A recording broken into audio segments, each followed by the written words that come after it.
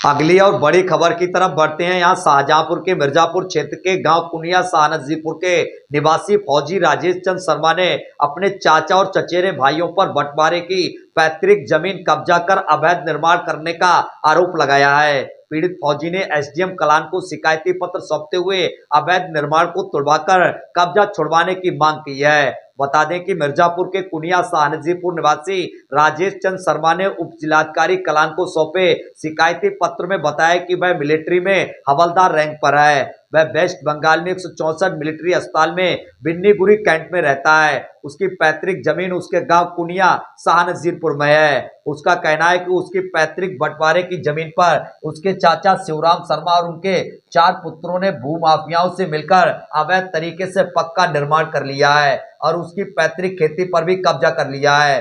फौजी राजेश चंद्र शर्मा का यह भी कहना है कि जब वह ड्यूटी से छुट्टी पर गांव आया और उसने अवैध कब्जे का विरोध किया तो उक्त लोगों ने उसके साथ मारपीट और गाली गलौज की। पुलिस प्रशासन से शिकायत करने पर जान से मारने की धमकी देने का भी फौजी ने आरोप लगाया है। फौजी राजेश चंद्र शर्मा ने एसडीएम कलान को दिए शिकायती पत्र में कहा है कि यदि उसकी शिकायत का 2 दिवस के अंदर निस्तारण नहीं होता तो वह धरना प्रदर्शन और भूख हड़ताल करने के लिए बाध्य होगा। वहीं इस मामले में जब आरोपी पक्ष के शिवराम शर्मा से बातचीत की गई तो उन्होंने बताया कि उन्होंने अपने हिस्से की जमीन पर पक्का निर्माण कराया है। उन्होंने फौजी राजेश चंद्र शर्मा की पैतृक जमीन पर किसी तरह का अवैध कब्जा का निर्माण नहीं किया है। शिवराम शर्मा ने बताया कि उनके तीसरे नंबर के भाई चिरौंजी लाल शर्मा हैं। उन्होंने फौजी राजेश चंद्र शर्मा की पैतृक जमीन पर कब्जा किया है। उन्होंने अपने ऊपर लगाए गए आरोपों को असत्य एवं निराधार बताया है। नाम है, कहाँ के रहने वाले हो, क्या समस्या है? सर, मेरा नाम राजेश चंद्र शर्मा है। मैं आर्मी में हूँ। मैं यहाँ अपने घर से हज़ारों मील दूर बिनागुड़ी में हूँ। मैं अपने परिवार के साथ वहाँ पर रहता हूँ और हमारी समस्या है कि हमारा गांव में पैतृक ज़मीन बंटवारे की थी। उस पर हमारे छोटे चाचा शिवराम शर्मा एवं उनके 4 पुत्रों ने मिलकर भूमाफियाओं के द्वारा उस पर अवैध निर्माण कर दिया है। जो अवैध निर्माण किया है वो दिव्यांग आवास मिला था, उन्हीं का आवास ना बना करके उन्होंने उस पर अपना दुकानों को निर्माण कर दिया है। कैसे जानकारी इसकी जानकारी जब मैं अपने गांव में आया मई में 2025 में, तब मेरे को इसको पता लगा कि उसमें निर्माण हो चुका है।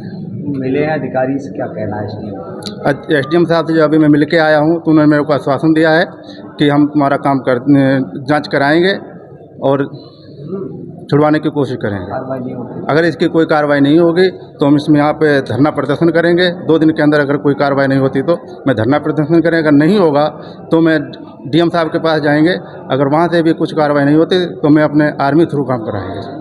नाम है आपका? हमारा नाम शिवराम शर्मा। शिवराम एक फौजी है, उन्होंने आप पर आरोप लगाया है कि आपने उनकी जगह को अवैध रूप से कब्जा करके निर्माण कर लिया। आप क्या कहना चाहेंगे? वे गलत कह रहे। हमारे चिरंजी लाल भाई हैं तीसरे, वो शर्मा जी 30 साल से कब्जा करे को होंगे और हमने ना करो। अब मंदिर मड़ी छोड़ के बंटवारा करो जाए तो वे तैयार हो तो हम देना तैयार। वे 9 दुकानें ले, हम तो 3 ही।